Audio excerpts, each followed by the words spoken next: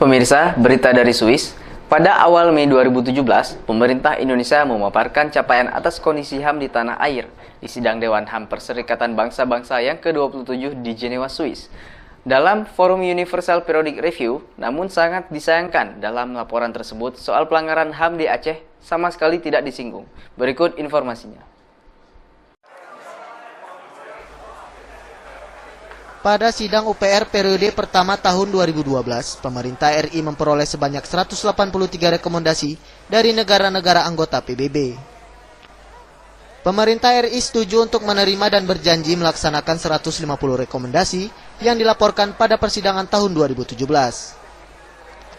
Sementara sisanya ditolak, termasuk rekomendasi agar pelapor khusus PBB bidang hak masyarakat adat diberikan izin untuk mengunjungi Papua. Di dalam sidang UPR kali ini, pemerintah Indonesia yang diwakili oleh Menteri Hukum dan HAM Yasona Lauli dan Menteri Luar Negeri Retno Marsudi memberikan penjelasan sejauh mana implementasi dari 150 rekomendasi yang dijanjikan akan dilaksanakan sejak tahun 2012 silam. Salah satunya rekomendasi terkait pembentukan Komisi Kebenaran dan Rekonsiliasi KKR kasus HAM di Indonesia. Namun KKR Aceh, sebagai salah satu mekanisme untuk menangani kasus-kasus pelanggaran HAM berat di masa lalu, sama sekali tidak disinggung dalam laporan 5 tahunan tersebut oleh wakil pemerintah.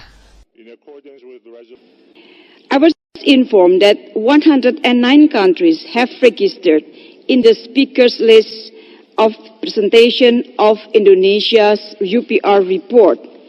Indeed, on our part, we have taken steps to encourage member countries to participate at this review process. It displays the trust and interest on Indonesia effort on the promotion and protection of human rights. I look forward for your constructive contribution in this review. Mr. President, a democratic setting is essential for the protection and promotion of human rights to flourish. Ifdal Kasim, salah seorang staf kepresidenan RI yang ikut hadir dalam forum tersebut mengatakan bahwa laporan yang disusun sudah melalui berbagai proses di Indonesia, termasuk masalah Aceh. Pemerintah Indonesia serius menangani masalah pelanggaran HAM masa lalu dengan terbentuknya KKR di tingkat Provinsi Aceh. Dirinya berharap pada pemerintah Aceh yang baru, hal ini dapat ditindaklanjuti. Ya, laporan pemerintah Indonesia ini dibuat dengan proses yang panjang ya, mengundang banyak stakeholder.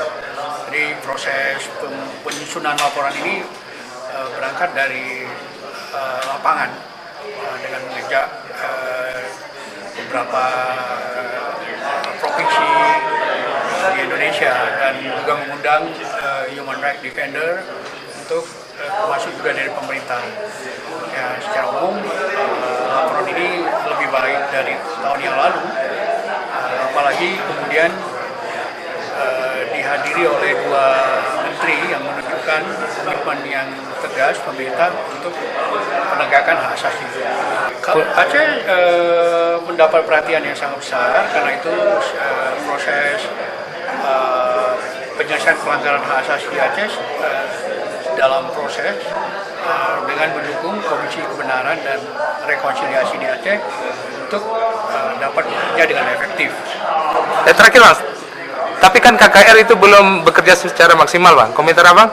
Ya itu, makanya kita memberi dukungan agar pemerintahan yang baru di Aceh dapat mendukung lebih jelas dan pemerintah pusat juga akan memberi dukungan terhadap proses yang sedang berjalan di Aceh itu. Sementara itu, salah seorang aktivis Deskontras yang ikut hadir mewakili elemen sipil dari tanah air sangat menyayangkan kurang seriusnya pemerintah Indonesia menangani masalah pelanggaran HAM masa lalu di Aceh.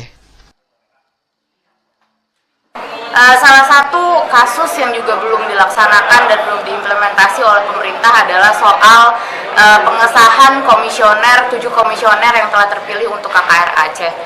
Padahal pemerintah lokal sudah mengesahkan adanya undang-undang tentang KKR Aceh itu sendiri. Namun pemerintah Indonesia secara umum belum mau dan belum mempunyai keinginan untuk segera mengesahkan mandat untuk komisioner KKR Aceh itu sendiri.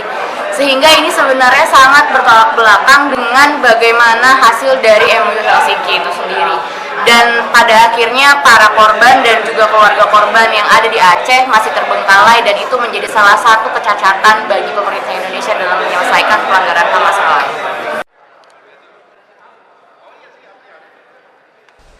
Hal senada juga diutarakan oleh Wakil Komnas Perempuan, Yunianti Suzaifa, mengatakan bahwa kasus pelanggaran HAM Aceh harus terus dikawal demi memberikan rasa keadilan bagi para korban dan keluarga korban di Aceh. Ya, persoalan Aceh, terutama soal pelanggaran HAM masa lalu, memang tetap harus dikawal karena kalau ini tidak dituntaskan akan menjadi pemicu lahirnya kekerasan atau konflik-konflik di tempat lain. Jadi harus dituntaskan dengan tuntas, terutama walaupun sekarang sudah ada tim KKR ya, harus diapresiasi. Di situ ada perempuan dan Komnas Perempuan juga memberikan masukan-masukan baik substansi maupun prosesnya untuk KKR, terutama memastikan bahwa proses KKR ini ramah terhadap perempuan dan betul-betul menyentuh pada perempuan korban. Sementara itu, salah seorang warga Aceh yang bermukim di Swedia, delegasi dari ASNLF meyakini bahwa pemerintah Indonesia tidak serius tentang pembentukan KKR Aceh, yang akan membuat sejumlah petinggi militer di meja hijaukan akibat kasus pelanggaran HAM di Aceh. Bayangkan sudah 12 tahun MOU itu ditandatangani, baru sekarang ada pemikiran untuk menjalankan KKS, tapi baru secara formal sekarang. Dan itu baru dari tingkat lokal, sedangkan dari tingkat nasional di Jakarta dalam hal itu masih bersifat bodoh. Karena Indonesia tidak mau KKR itu dilakukan, dijalankan. Kenapa? Karena kalau KKR dijalankan, nanti akan ketahuan siapa yang korban dan siapa yang perpetrators yang melakukan kesalahan. Dan kalau itu sudah jelas nanti tertulis hitam di atas putih, perkara itu bisa ditingkatkan ke atas lagi. Maksudnya bisa di meja hijaukan.